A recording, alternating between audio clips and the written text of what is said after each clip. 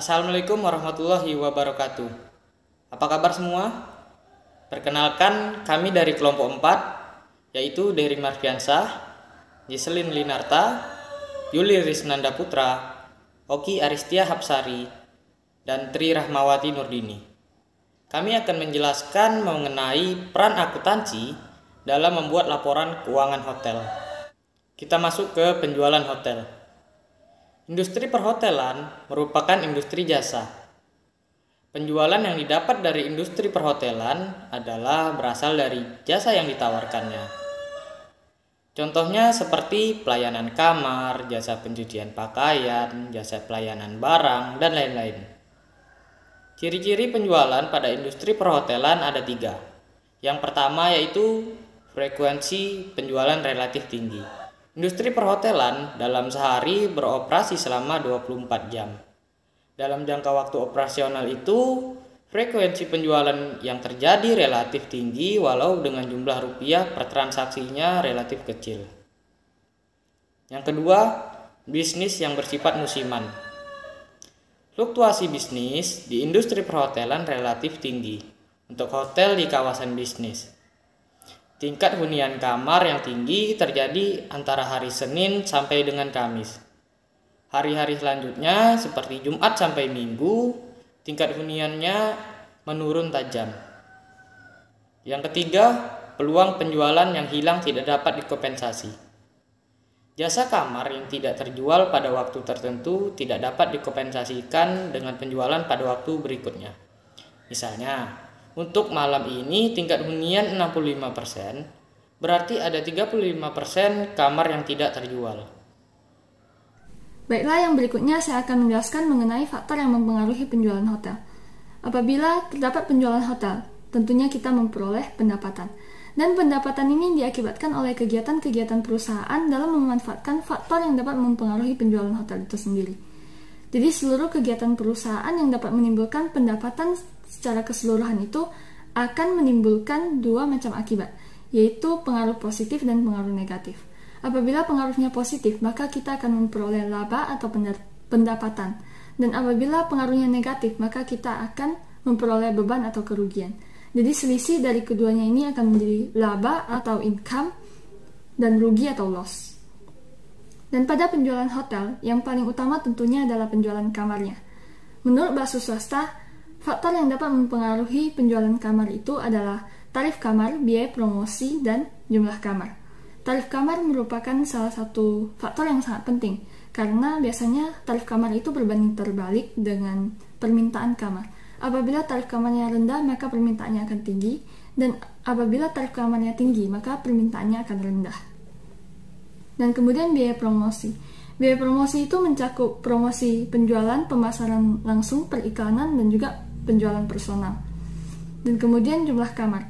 Jumlah kamar juga memiliki peran yang cukup penting dalam mempengaruhi penjualan hotelnya, karena apabila jumlah kamarnya banyak dan permintaannya juga banyak, maka pendapatan yang akan kita dapatkan juga lebih banyak.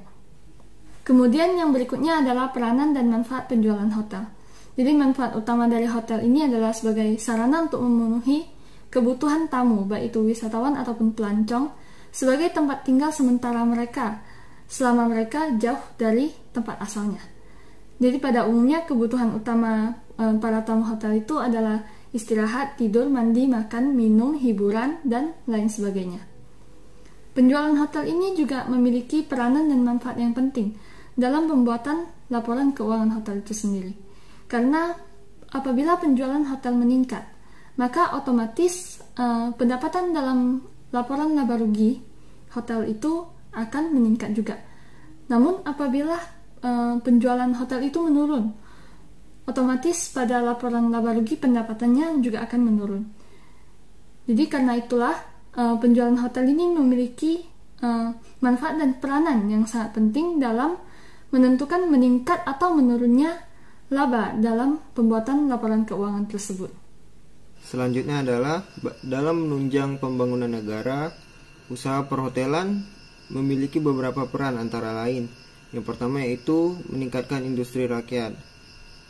Di sini hotel banyak memakai barang-barang yang diproduksi oleh industri rakyat seperti mebel, bahan pakaian, bahan makanan, dan minuman, dan lain sebagainya. Yang kedua ialah menciptakan lapangan pekerjaan.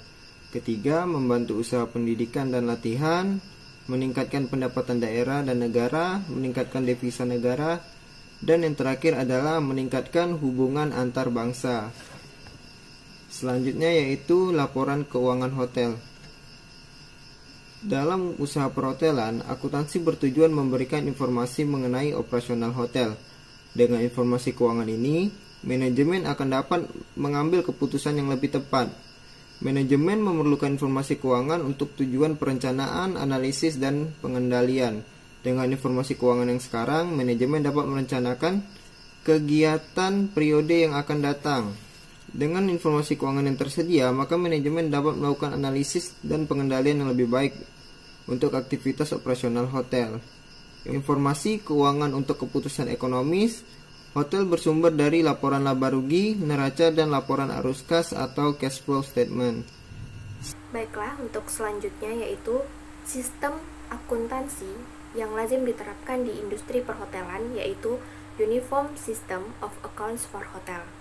Nah, sistem ini mulai berkembang di Amerika Serikat, yaitu oleh Perhimpunan Pengusaha di New York pada tahun 1925. Nah, sejak berkembangnya industri-industri perhotelan yang dengan sistem berbasis jaringan di Indonesia, maka mulailah hotel-hotel dan jaringan tertentu mengadopsi Uniform System of Accounts for Hotel ini. Terus untuk slide selanjutnya, manfaat jika kita menggunakan Uniform System of Accounts for Hotel, yaitu ada 3. Yang pertama, keseragaman pemahaman akuntansi yang lazim digunakan di bisnis perhotelan. Yang kedua, yaitu data keuangan untuk hotel dengan kelas yang sama dapat diperbandingkan. Yang ketiga, manfaat bagi pihak ketiga dapat digunakan untuk membuat data runtut waktu dengan tujuan kompilasi dan interpretasi lebih lanjut. Selanjutnya yaitu akuntansi keuangan hotel. Akuntansi keuangan hotel merupakan akuntansi departemental, artinya setiap departemen hotel melaporkan hasil operasionalnya pada periode tertentu. Bila dikaji dari sisi penjualan, departemen hotel dapat dikelompokkan menjadi 2. Yang pertama, departemen hotel yang menghasilkan penjualan, seperti kantor depan yang menghasilkan penjualan kamar, dan departemen makanan dan minuman yang menghasilkan penjualan makan dan minum. Yang kedua, departemen hotel yang tidak menghasilkan penjualan yang merupakan non-revenue generating department, yang merupakan non-revenue generating department, misalnya personalia training, pemasaran, pemeliharaan, tata geraha, tata boga, dan lain-lain.